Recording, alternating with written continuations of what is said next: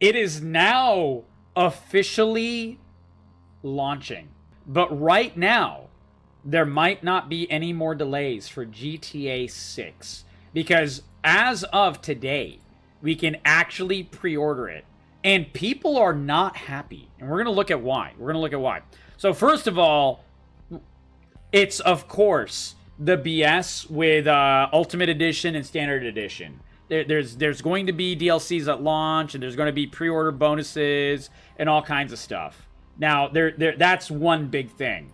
Actually, the skins will look dang good. Like, holy smokes, man. Oh my god. Look at that. Look at that hair. Oh, I love that we can be a big booty Latina. Let's see the price. We're just going to press it. I'm not actually going to buy it, obviously. I don't have money. $99! What the So the Ultimate Edition is $100. The basic edition is $80. So that is the big difference. $80 versus $100. And we will see exactly what is in the Ultimate Edition upgrade, because it's actually quite a bit. And it might actually also have some pay to win, which is a big worry. I hope not, because it's a single player game. So if there's power scaling that is put behind a paywall, that's really screwed up. And I really hope that's not the case. We're definitely going to keep an eye out for that. And I'll show you what I saw that got me a little worried. Because, you know, I don't want any game to have pay to win. And, you know, Rockstar definitely is no stranger to doing bullshit like that. Because remember, guys, what have we seen for the past 10 years with GTA 5 and GTA Online particularly? Whole bunches of credit card swiping for in-game power. Literally pay to win is GTA Online. You swipe your card, you got a whole bunch of in-game money. You use that in-game money to buy guns and ammo and stats and, you know, new cars and jets and all kinds of shit. You can buy anything in that game. And you buy in-game money with real money, which is pay for power. So that's one of the big worries here, because they're no stranger to that, and they spent $2 billion making this game. Exclusive collection of items threaded across all aspects of Jason and Lucia's story. So there's a whole bunch of details here. This is apparently some of the cosmetics. Not really a big deal. I don't really care too much about that. Car looks good. A cheetah, Grotti cheetah, which I think is that a Ferrari? Is the stag thingy a Ferrari? I think it might be a Ferrari. Looks cool. Looks futuristic, retro-futuristic vibe. Kind of Arc Raiders-esque and everything. That's cool. I don't mind that. But it goes on. Hawk and Little Morgan revolvers. So we get special revolvers. Okay? Looks cool. But, you know, I don't really care about it too much. Except for the fact that, A, it already has a high-performance scope, which I think is like a not-so-standard mod. So this is one form of a little bit of power that is added in. It's kind of a little weird. But, you know, mostly it's just looks. So hopefully there's nothing too crazy there. But, yeah, we got exclusive outfits, tattoos, and more. It's kind of annoying that so much is being locked behind the Ultimate Edition. But that's okay. It seems cosmetic-y there. Safe house vehicles. These look cool. Whatever.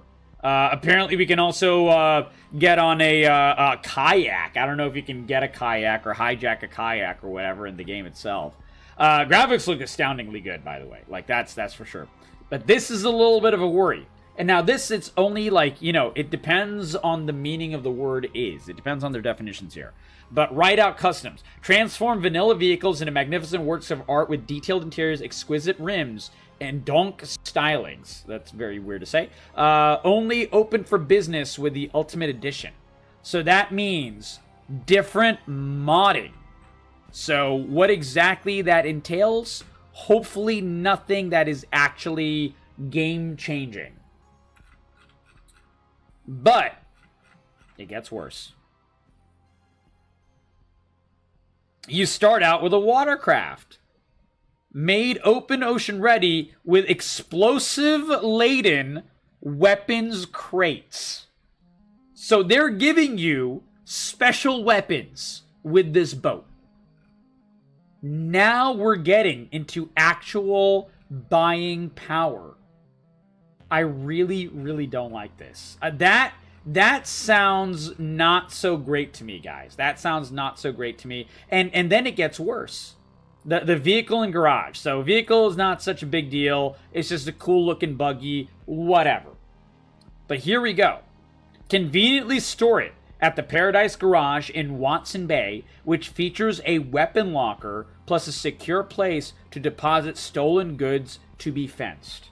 So it's not only, just a weapons locker, which is, still something, but it's also a literal game mechanic.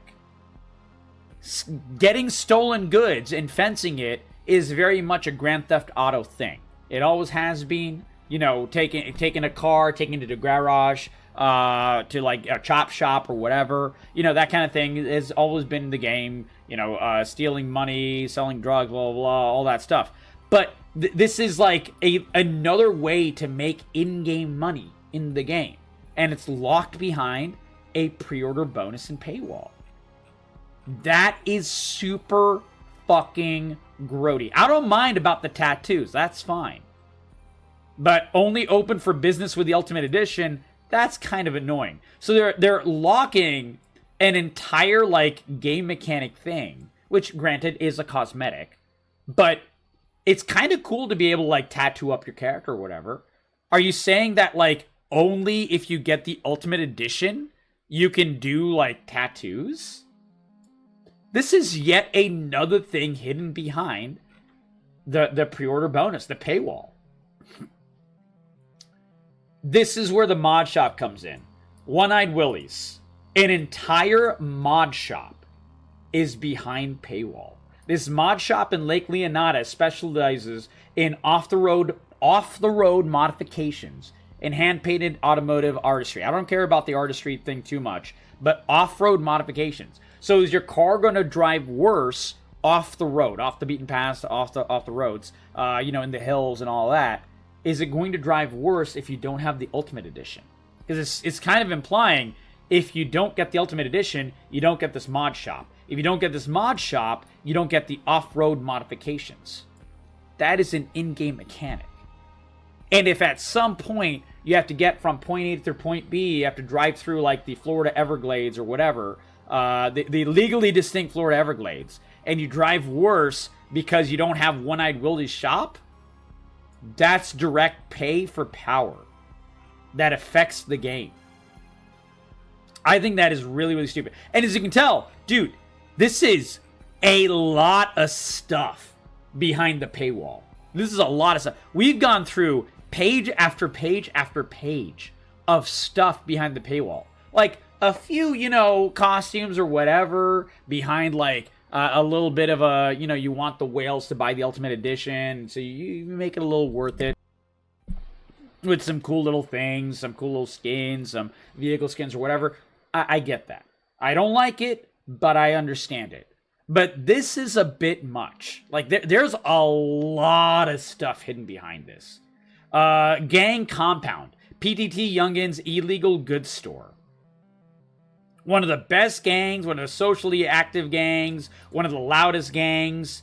Escape safety for special items and distinct contraband. And this is behind paywall. Special commission. So special fucking quests are behind the paywall. This is a lot. This is a lot behind the pre-order bonus and behind the paywall, man. It's kind of ridiculous. And also, by the way, the pre-order does not come with a disc. That's the other big controversy here. Discless GTA 6. GTA officially does not have a disc. So even if you get the physical version, it still doesn't actually have a disc. And Rockstar did respond to this, by the way. They did talk about this. Rockstar Games says GTA 6 physical copy will be available later. But when you get it day one, you're going to get... this happened to me. Do I still have it? I might not have it here. Because I got Fallout 76 before I lived in this apartment. So, Fallout 76 did this. 76. physical. This was really stupid. And this was one of the stupidest things Bethesda did. So if you do look at this, when you bought Fallout 76, they did this exact same thing. When you opened it, all you got was this flimsy fucking piece of paper inside the actual box. And they're like, oh, it's a physical edition. Don't worry, guys. But all it was a little piece of paper in the form of a disc. It was just like, cut out with scissors, essentially. And it had your game code on it. So it wasn't a real physical edition at all. This is yet another push, cost-saving measure, whatever you want to call it. It's just another corner cut that is really fucking annoying. And they say, oh yeah, maybe we'll give it to you later on, but you can't really count on that. You can't really count on that. And that's how they're going with it. They're going to have another fucking situation where in Fallout 76, you get a piece of paper and your code is written on it. They're like, oh yeah, technically this is physical. I'm sorry, that doesn't really count, man. That doesn't count at all. Like, it genuinely doesn't. Rockstar was better before they were bought out. Yeah, I agree with you. I completely agree with you, Minko. Yeah. Also, look, I'm not gonna lie. Have you guys seen the DLCs for GTA 5? I've seen the launch DLC videos for GTA 5, and it doesn't fill me with the same, like, worry and grandeur and even, like, appeal for the villains or anything like that the previous GTAs did. And granted, I've not played GTA 5. So if you guys are watching this and you've played GTA 5, tell me, does the writing suck in GTA 5 compared to the originals? And did you play the originals? Because I genuinely don't know what to think right now. Because I saw every launch trailer for every updated GTA 5. And the villains in it are so fucking stupid that you feel no menace from them. And I'm a little worried that the writing in GTA 6 will be a little bit lackluster. You know nothing about GTA 5? Yeah, I haven't played it. That's why I'm asking, when this video goes up on YouTube, if people could tell me, or if anyone in here has played GTA 5. Because, we might look at all the trailers for it, and, like, I might go through it and, like, talk about it with that. But, like, dude, the villains in GTA 4, GTA 3, Vice City, so on and so forth, those were some menacing ass villains, man. And they did not shy away from saying, like, terrible shit. Like, they're villains, they're supposed to. And there's one thing that I've realized about villains these days in a lot of games with weaker writing. They'll kill people or murder people or whatever, and then be like, oh, you can still be who you want to be, oh, don't worry if you're gay, things like that. And it's just like, dude, I don't mind that in general, but this is a villain. This is a guy that's, like, blows up school buses or whatever. Like, you can't have it both ways. And it weakens the effect of the villain if they're, like, not willing to kill school children or whatever. Like, it's comparing the villain in Far Cry 3 and 4 to Far Cry Far Cry 6 or fucking other Ubisoft games like Assassin's Creed, the early Assassin's Creed's writing, Brotherhood, fucking, oh my god, Assassin's Creed 1 even, compared to the villain writing in Assassin's Creed Shadows. This is what I'm worried about, man. GTA 5 is some of the best writing and camera work in any game. A lot of bugs, but the story was really good. Lent a lot in the comedy, but not overly so. Okay, I hope so. I really hope you're right. And have you played the DLCs as well, Minqua? Because the trailers that I'm talking about, the parts that I've seen, were like the DLC trailers. And, like, there's characters from the earlier GTAs that show up in the trailers for GTA 5 as well. Like, they come back or whatever. And you're like, what the fuck did they do to this guy? Like, it was kind of like that. What was that Arabian guy's name? I forgot his name. But there was a trailer with him. And they made him like a fucking caricature. And you're like, this is so stupid, man. So that's a little worrying for me as well. Huh. So it's just console only. It is releasing on Xbox apparently as well, which is kind of wild. It looks like. There's no way this won't come out on PC and stuff later. Well, no, that's the thing. So what happened with, I was going to share about that, and also welcome to Kui. It's so good to see everyone. Give to Kui some serious love. She's one of the best people. We love you so much. It's so good to see you again.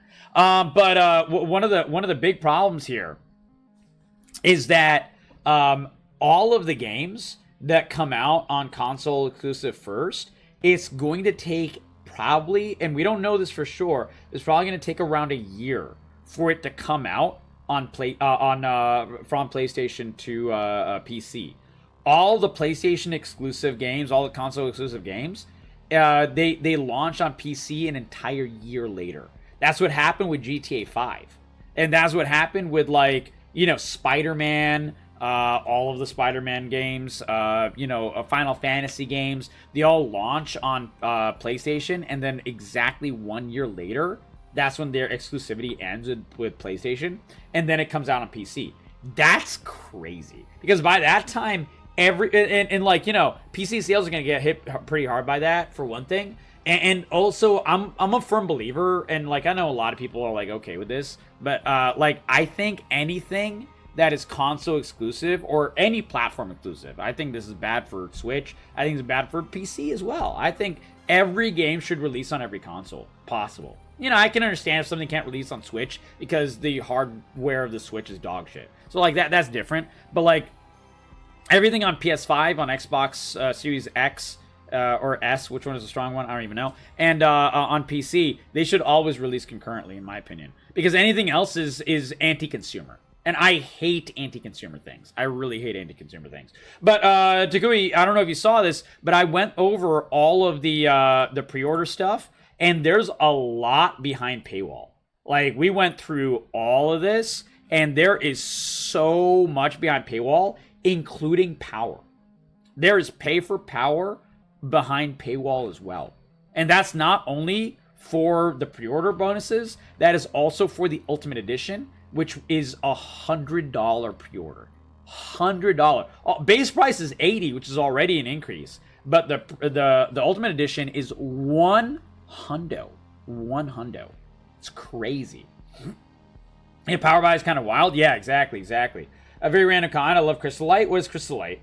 And also, Ryan, welcome. We love you, buddy. How you doing, Ryan? Mwah. Everyone give supreme love to Crows and Lions, my best friend in the entire world. But the other thing is, I think, so there's a lot of people where GTA 5 and GTA Online was their first GTA.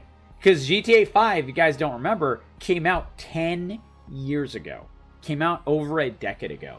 So there's going to be a whole generation of people that do not know what GTA is like except for GTA Online.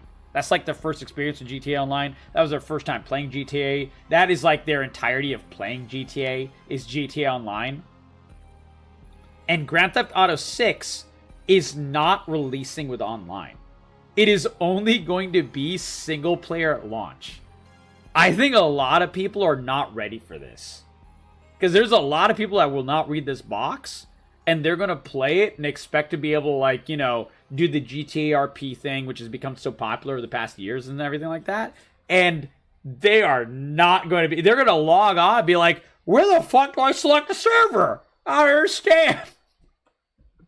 So yeah, there it is. That's pretty much all the news about GTA 6, but I think we covered a lot of it. Now, let me know what you guys think in the comments below if you're watching this on YouTube. Are you guys worried about the pay for power? Are you guys worried about the price? Are you guys going to pay the price for it? Are you pre-ordering? Are you expecting it to launch actually on November 19th? I would love to hear your thoughts in the comments below. Again, I'm not a GTA hater. I grew up on all the GTAs. I love GTA as a series. I played them since GTA 1. And I really do. And GTA Vice City is, unironically, the original Vice City is my favorite GTA.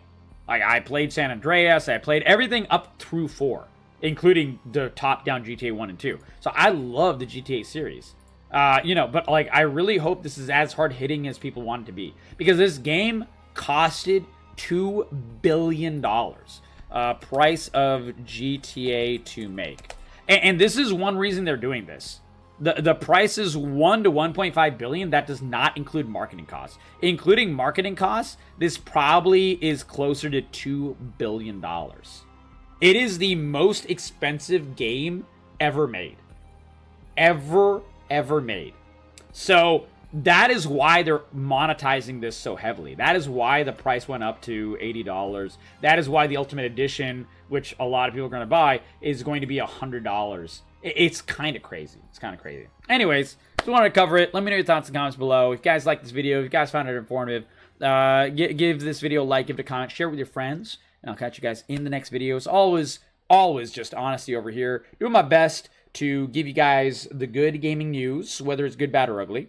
And this is from someone who wants this game to succeed. I want every good game to succeed. And I really hope that my worries about pre-order bonuses and the pay for power and stuff is unfounded. Maybe it's all just cosmetics, and maybe there's an inordinate amount of cosmetics behind Paywall. But hopefully it's only cosmetic. But it doesn't seem like it, because I covered the actual game mechanics that are locked behind Paywall, it seems, which is very rough for a game that everyone wants to play and everyone wants to be really, really good.